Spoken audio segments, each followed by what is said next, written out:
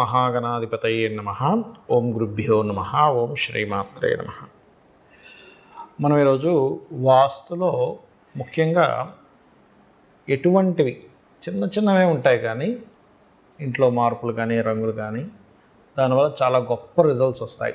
శాస్త్రంలో చెప్పినటువంటి శ్లోక ప్రామాణికతలు ఏమిటి, తద్వారా మనం ఇంట్లో చిన్న చిన్న మార్పుల ద్వారా ఇటువంటివి చేసుకోవచ్చు. చాలామంది ఏమనుకుంటారంటే వాస్తు శాస్త్రజ్ఞుడు వస్తే ఇంట్లో ఆ గోడ పగలగొట్టండి, ఈ గోడ పగలగొట్టండి, తీసేయండి అని అనుకుంటారు. కానీ శాస్త్రంలో కేవలం ఈశాన్యంలో కనుక లెట్రిన్ బాత్రూమ్స్ పెడితే తీసేయమన్నాడు. కానీ వేరే ప్రదేశాల్లో మనం చిన్న చిన్న పట్టీలాగా దాన్ని బట్టి కూడా మనం క్లియర్ చేసుకోవచ్చు. లేదు మాకు వెసులుబాటు ఉందండి, అక్కడ నుంచి ఆ నిర్మాణం తీసి ఇంకో దగ్గర కట్టుకోగలము, ధనపరంగా ఎటువంటి ఇబ్బంది లేదనుకునేవారు మార్చుకోవచ్చు, అందులో ఎటువంటి తప్పు లేదు.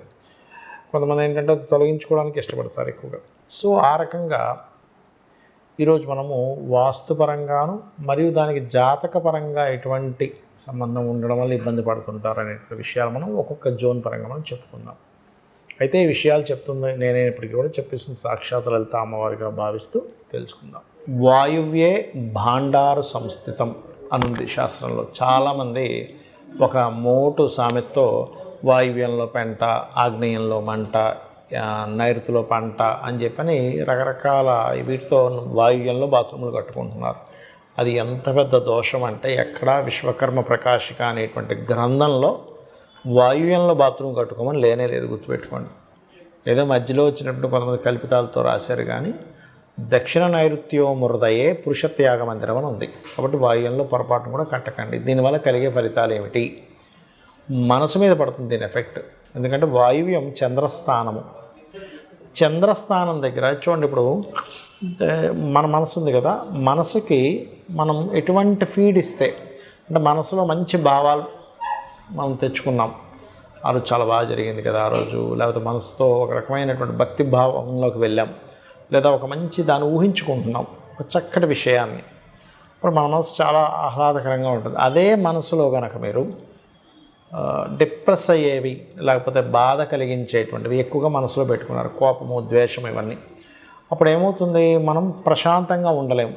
మరి మనసు స్థానమైనటువంటి చంద్రస్థానంలో అక్కడ మీరు టాయిలెట్స్, మలమూత్ర విసర్జనలు చేస్తున్నారు. అంటే ఏంటి, చంద్రస్థానాన్ని, మనస్థానాన్ని పాడు చేస్తున్నారు. అప్పుడు ఏమవుతుంది, ఆ వ్యక్తి మానసికంగా దెబ్బతింటాడు. నేను చాలా ఇల్లు చూశాను, అది కేవలం బాత్రూమ్ అనే కాకుండా నేను ఒక గృహం చూసినప్పుడు అయితే ఆ యొక్క గృహంలో పర్టికులర్గా వాయువ్య స్థానాన్ని వాళ్ళు ఏం చేశారంటే ఈశాన్యం బాగా పెంచాలి అనే భావనతో ఉత్తర ఈశాన్యం బాగా పెంచేశారు, ఒక 4-5 ఫీట్లు. అప్పుడు ఏమైపోతుంది, వాయువ్యం తగ్గిపోతుంది. ఎప్పుడైనా సరే తూర్పు ఈశాన్యం పెరుగుతూనేమో ఆగ్నేయం తగ్గిపోతుంది, ఉత్తర ఈశాన్యాన్ని పెంచితే వాయువ్యం తగ్గిపోతుంది. అలా వాయువ్యం తగ్గిపోవడం వల్ల వాళ్ళకి ఏంటంటే శాస్త్రంలో ఈశాన్యం పెంచమన్నారంటే ఒక గింజ అంత పెంచమన్నాడు ఈశాన్యం, అంతేగాని ఫీట్లు పెంచకూడదు. అలా పెంచడం వల్ల జరిగినటువంటి ఫలితాలు ఏమిటి అంటే ఆ ఇంట్లో ఉండే వాళ్ళకి ఎప్పుడూ మానసికమైనటువంటి ఇబ్బందులు, హెల్త్ పరమైనటువంటి ఇష్యూస్, మానసికంగా ఏదో ఒక ఇబ్బంది పడడం, ఇటువంటివన్నీ జరుగుతూ వచ్చాయి. వాళ్ళకి ఆ ఇంటికి వచ్చినప్పటి నుంచే కాస్త ఎక్కువగా మానసికమైనటువంటి ఇబ్బందులు కలగడము మరియు ఇటువంటివన్నీ జరుగుతూ ఉన్నాయి. కాబట్టి ఎప్పుడైతే వారు మరి ఇలాంటప్పుడు ఎలాగండి, దీన్ని ఏం చేయాలి, ఈ మానసికమైనటువంటి రుగ్మతలు తగ్గాలంటే ఏం చేయాలంటే వాయువ్యంలో తగ్గినటువంటి దాన్ని 2-3 రకాలుగా దాన్ని మనం క్లియర్ చేసుకోవచ్చు. ఎలా అంటే అక్కడ ఏదైనా కలర్ వేసి, అయితే మరి బాత్రూమ్ ఉన్నప్పుడు ఎలాగా అంటే దానికి ఒక చిన్న, అంటే అది ఏ జోన్లో వచ్చింది, అక్కడ ఉన్నటువంటి దేవత లేదా అసుర పదం ఏం పడింది, ఆ పదానికంటూ ఒక్కొక్క పదానికి ఒక్కొక్క రంగు లేకపోతే ఒక్కొక్క మెటల్తో దాన్ని బ్లాక్ చేసుకోవచ్చు. ఆ రకంగా చేసుకోవడం ద్వారా మనసు మీద పడేటువంటి ఎఫెక్ట్ తగ్గుతుంది. కానీ శాస్త్రంలో చెప్పింది ఏమిటి, వాయువ్య భాండార సంస్థితం అన్నారు. అయితే ఈ వాయువ్యంలో పెంట అనేటువంటిది కూడా అది ఎట్లా వచ్చిందంటే ఒరిజినల్గా మనిషిని వెళ్ళి అక్కడ ఇంట్లో ఉండేవాళ్ళు పోయి అక్కడ టాయిలెట్స్, మలమూత్ర విసర్జనలు చేయమని చెప్పలే. ఒకప్పుడు వాయువ్యంలో గోశాలలు కట్టేవారు, ధాన్య గదులు కట్టేవారు. ఈ ధాన్యపు గదులు ధాన్యం ఉంచేవారు. అక్కడ ధాన్యం ఉంచడము, గోశాలలు ఉన్నప్పుడు గోవు యొక్క పేడ పిడకలుగా చేసి వాయువ్యంలో ఉండేటువంటి ప్రదేశంలో తయారు చేసుకొని గోడలు కట్టి దాని తర్వాత తీసుకెళ్ళి ఆగ్నేయంలో ఉండేటువంటి వంటకు వాడేవారు. సో ఇది తెలియక చాలామంది వాయువ్యంలో కడుతున్నారు. ఇది చాలా పెద్ద దోషము.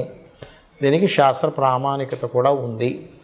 ఇది ఒకవేళ ఇలా జరిగితే కనుక ముఖ్యంగా ఇంట్లో ఆడపిల్లలు ఉంటారు, ఒక ఏజ్ ఇంకా మెచ్యూరిటీ అవ్వకముందే, అంటే ఒక వాళ్ళకి మెంటల్లీ మెచ్యూరిటీ అవ్వకముందు, నేను అనేది ఈ ప్రకృతి పరంగా వచ్చేటువంటిది కాదు, అంటే ఒక 9th క్లాస్ 10th క్లాసు చాలా చిన్న ఏజ్లోనే ఆకర్షణలకు గురవ్వడము ఇటువంటివి జరుగుతుంటుంది. అది స్త్రీ కావచ్చు, పురుషుడు కావచ్చు. కాకపోతే స్త్రీల మీద ఎక్కువగా ఎఫెక్ట్ ఉంటుంది. బికాజ్ ఆఫ్ చంద్రుడు స్త్రీతత్వానికి కారకుడు, మాతృత్వానికి కారకుడు, కాబట్టి వాళ్ళ మీద ఎఫెక్ట్ అనేటువంటిది ఎక్కువగా ఉంటుంది. కాబట్టి ఇటువంటి తప్పిదాలు మాత్రం ఎట్టి పరిస్థితుల్లో చేయకండి. చాలామంది వాస్తు చూసేటువంటి విషయాల్లో ఏదో రఫ్గా ఇంట్లోకి అలా వచ్చేసి ఇక్కడ పొయ్యి ఉంది కదా, ఓకే, ఆగ్నేయంలో స్టవ్ పెట్టేశారు, నైరుతిలో మాస్టర్ బెడ్రూమ్ ఉంది, ఈశాన్యంలోనూ వాయువ్యంలోనూ మొత్తం మీద లేదా తూర్పు మధ్యలో ద్వారం ఉంది, ఓకే అని అలా చూసుకుంటూ అలా వెళ్ళిపోతారు. అసలు అలా చూసే విధానం కాదు. ఇంకోటి ఏంటంటే ఏదో ఒకటి చెప్పాలి కదా అనేటువంటి భావంతో ఈ గోడ తీసేయండి, లేకపోతే ఇక్కడ ఈ గోడ కట్టేసేయండి, రఫ్గా అలా చెప్పేసి వెళ్ళిపోతారు. అసలు అది పద్ధతే కాదు, వాస్తు చూసే పద్ధతి కాదు. స్టెప్ బై స్టెప్ ఎలా చూడాలి అంటే చాలా క్లియర్గా అక్కడికి వెళ్ళి 4-5 ప్రదేశాలు ఇంట్లో అసలు ఫస్ట్ ఎనర్జీ ఎలా ఉందో చెక్ చేయాలి. నెగిటివ్ ఎనర్జీ, పాజిటివ్ ఎనర్జీ అనేది ఇంట్లో ఉంటుంది. ఎనర్జీ చెక్ చేసుకోవాలి. ఆ ఎనర్జీ ఒక్కోసారి ఎక్కువ తేడా ఉన్నప్పుడు మీరు కంపాస్ పెట్టి అసలు ఆ ఇల్లు ఎన్ని డిగ్రీలు టిల్ట్ అయిందో చూసేటప్పుడు చాలా తేడా చూపిస్తూ ఉంటుంది కంపాస్, ఎందుకంటే ఎనర్జీ ఇదైపోయింది. అలాంటప్పుడు ఇంట్లో గోమూత్రం జల్లి ఒక కల్లుప్పు నీళ్ళల్లో వేసి దాంతో తుడవడం ఒక 11 రోజులు చేస్తే ఎనర్జీ, నెగిటివ్ ఎనర్జీ అనేది పోతుంది. రెండవది, ఎప్పుడు కూడా ఇంటి ప్లాన్ గీయకుండా నార్త్ డిగ్రీస్ ఎలా తిరిగిందని చూడకుండా ఎట్టి పరిస్థితుల్లో వాస్తు చూడడం, అది ఏదో గుడ్డిగా చేయడమే. ఇలాగా ఈ రకంగా ఒక గ్రాఫ్ పేపర్ తీసుకొని ఈ రకంగా నీట్గా చూడండి, నీట్గా ఈ రకంగా ప్లాన్ గీసుకోవాలి. ఎప్పుడు కూడా ఇలాగ ప్లాన్ గీసుకొని దీనికి బ్రహ్మస్థానాన్ని గుర్తించి ఈ రకంగా శక్తి చక్రము అంటారు. ఇందులో మనకు వాస్తుశాస్త్రంలో చెప్పినట్టుగా 45 మంది దేవతా అసురుల యొక్క పేర్లు, వాళ్ళ యొక్క ఎనర్జీస్ ఏ రకంగా పనిచేస్తాయి, వాళ్ళు ఏ జోన్లో ఎక్కడెక్కడ ఉన్నారనేటువంటి వివరాలు ఇందులో ఉంటాయి. 16 జోన్లకి దానికి సంబంధించిన పోర్ట్ఫోలియోస్ ఏమిటి, అది ఎటువంటి ఫలితాలు ఇస్తాయి అనేది ఈ చక్రంలో ఉంటుంది. దీని మీద ఇలా పెట్టి అది ఎన్ని డిగ్రీలు తిరిగిందో చూసుకొని దాన్ని బట్టి ఈ రకంగా చెక్ చేసుకొని చూడాలి. ఇలా చూడకుండా ఏదో రఫ్గా వచ్చేసి ఇది కూల్ చేసేయండి, అది తీసేయండి అనేటువంటిది కాదు వాస్తు అంటే, గుర్తుపెట్టుకోండి. అలాగే మరొక విషయం ఏంటంటే, ఇల్లు ఎప్పుడు కూడా ఎక్కడ కూడా శాస్త్రాల్లో ఈశాన్యంలోనూ వాయువ్యంలోనూ ద్వారాలు పెట్టుకోమని చెప్పలే. ఎప్పుడు పెట్టుకోవచ్చు, ఈశాన్యంలో కూడా మీకు ఇంకా కుదరదు ఈశాన్యంలో పెట్టుకోవాలన్నప్పుడు మనకి దితిపదం అని చెప్పారు. దితిపదం కొంతవరకు ప్రిఫరబుల్ ఈశాన్యంలో, అది ఉత్తర ఈశాన్యం వైపు వస్తుంది సాధారణంగా, తూర్పు ఈశాన్యం కంటే కూడా. ఇంకా తప్పదు అన్నప్పుడు తూర్పు మధ్య ద్వారంలో పెట్టుకోవడం ఇంకా కుదరట్లేదు అన్నప్పుడు మాత్రమే మీరు ఈశాన్యంలో పెట్టుకుని దాన్ని కూడా రెమెడీ చేసుకోవచ్చు. ఒకవేళ ఇంకా కుదరట్లేదు, అసలు అక్కడ ఏ పదము రావట్లేదు, ఎందుకంటే ఒక స్థలం ఉంటుంది వాళ్ళకి అక్కడే వస్తుంది డోరు, అలాంటప్పుడు దాన్ని ఎలా కట్టుకోవాలి, దానికి లోపలికి ఇలా కట్ చేసి దితిపదం వచ్చేలాగా, లేకపోతే జయ ఇంద్ర పదాల్లో పెడుతున్నామా. కాబట్టి ముఖ్యంగా మీరు రెంట్ హౌస్కి వెళ్తున్నా, స్వగృహం కట్టుకుంటున్నా మీరు చేయవలసింది ఏంటంటే ద్వారం ఎలా ఉందో చాలా జాగ్రత్తగా పరిశీలన చేసుకోవాలి, గుర్తుపెట్టుకోండి. ఇక రెండవ విషయం ఏంటంటే, ఇక్కడ దీంతోపాటు మీకు లోపల ప్రతిసారి మనం అనుకున్నట్టుగా అక్కడ వాష్రూమ్స్ రావు. అప్పుడు సరిగ్గా వాష్రూమ్స్ ఎక్కడ రావాలి, ఒక్కోసారి మీకు వెసులుబాటు ఉంది మార్చుకోగలమంటే మార్చుకోవచ్చు, లేదు ఇంకా కట్టడం చేసుకోలేదు, కడుతున్నాం అన్నప్పుడు మనం పర్ఫెక్ట్గా కట్టుకోవచ్చు. కానీ ఒక్కొక్కసారి ఏమవుతుందంటే మనం అనుకున్న ప్రదేశంలో రానప్పుడు అది యాజ్ ఇట్ ఈజ్ అలాగే యాక్సెప్ట్ చేయాల్సిన పరిస్థితులు వస్తున్నప్పుడు దానికి చక్కగా చిన్న రెమెడియల్ చేసి ఆ వాష్రూమ్స్ యొక్క నెగటివ్ ఎనర్జీని తగ్గించుకోవచ్చు.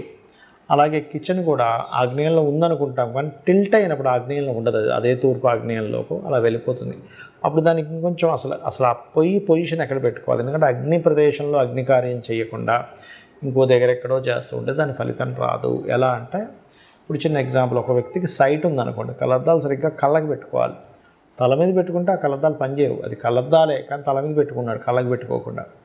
అలాగే అగ్ని సంబంధించినటువంటిది ఏదైతే సౌత్ ఈస్ట్ ఉందో ఆ సౌత్ ఈస్ట్ జోన్ పర్ఫెక్ట్గా ఎక్కడుందో తెలుసుకొని అక్కడ మీరు స్టవ్ పెట్టుకొని వండుకోవడం మంచిది. ఏమంటే ఒక ఆగ్నేయంలోనే చెప్పారంటే శాస్త్రంలో ఆగ్నేయంలో పెట్టుకోవచ్చు, నైరుతిలో పెట్టుకోవచ్చు, పడమరలో పెట్టుకోవచ్చు, వాయువ్యంలో కూడా పెట్టుకోవచ్చు. కానీ ఆ నైరుతిలో ఎక్కడ పెట్టాలి? దక్షిణ నైరుతిలో పెడితే మళ్ళీ అది ఖర్చులు పెంచుతుంది. పడమరలో ఎక్కడ పెట్టుకోవాలి? మనకి ఈ యొక్క వాయువ్యంలో ఎక్కడ పెట్టుకోవాలనేటువంటిది పర్టికులర్గా ఉంది. ఎందుకంటే ఇప్పుడు ఆగ్నేయం ఎంట్రన్స్ ఉంది, వారు ఆగ్నేయంలోనే స్టవ్ పెట్టుకోవాలంటే కుదరదు కదా. అప్పుడు నైరుతిలోకో పడమరలోకో వాయువ్యంలోకో షిఫ్ట్ చేసుకుంటారు. ఆ రకంగా చూసుకొని చేసుకోవచ్చు. ప్రతి వస్తువు కూడా వాస్తు అంటే కేవలం ఏదో నిర్మాణం మాత్రమే కాకుండా మనం వాడే ప్రతి వస్తువు ఎక్కడ పెట్టుకోవాలి, ఇంట్లో ధనం ఎక్కడ పెట్టుకోవాలి, ఈ రకంగా ప్లాన్ గీసుకొని జోన్స్ చెక్ చేసుకొని చేయాలి. అది కంప్లీట్గా చూసేటువంటి విధానం. అంతేగాని చాలామంది నాకు ఈ మధ్య చెప్తుంది ఏంటంటే ఏదో ఇలా వచ్చేసి అది కూల్చేయండి ఇది కూల్చేయండి అన్నారండి, వాటికి కొన్ని లక్షలు అయిపోయాయి అంటుంటారు. అది పద్ధతి కాదు. శ్రీమాత్రే నమః.